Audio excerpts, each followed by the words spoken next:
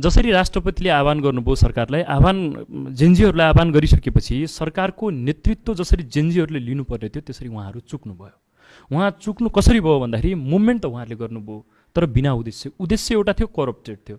जुन लिडरहरू करप्टेड भयो, देशमा भ्रष्टाचार बढ्यो, भ्रष्टाचारका विरुद्ध यो मुभमेन्ट हो भनेर जसरी उहाँहरूले चाहिँ यो सुरु गर्नुभएको थियो। 23 र 24 गते त्यो ठिक थियो, 23 गते ठिक थियो, 24 गतेको 1 बजेपछि त्यो ठिक थिएन।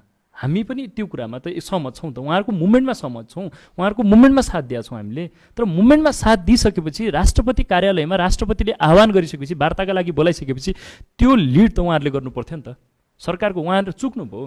अब जसरी स्टेप बाई स्टेप उहाँहरू चुकिसक्नुभयो, त्यहाँनिर चाहिँ उहाँहरूको एजेन्डा एकातिर भयो, गभर्मेन्ट अर्कातिर गयो। यसरी यो चुकिसकेपछि उहाँहरूको जुन निश्चित, अब जस्तै उहाँहरूले गभर्मेन्ट बनाउनु भयो, गभर्मेन्ट बनाइसकेपछि को स्थिति हामी हेरौँ, भदौको 27-28 गते गभर्मेन्ट भइसकेपछि र आजका डेटसम्म हेरौँ के साँच्चै जेन्जीहरूको मुभमेन्टहरूले सार्थकता पाएको छ त? छैन नि। त्यो तपाईँ हामीले पनि महसुस गर्न सक्छौँ। यसमा मुभमेन्टले त्यो सार्थकता पाएको पनि छैन। रियल्ली जेन्जीहरूले जसरी त्यो सरकारको नेतृत्व गर्नुपर्थ्यो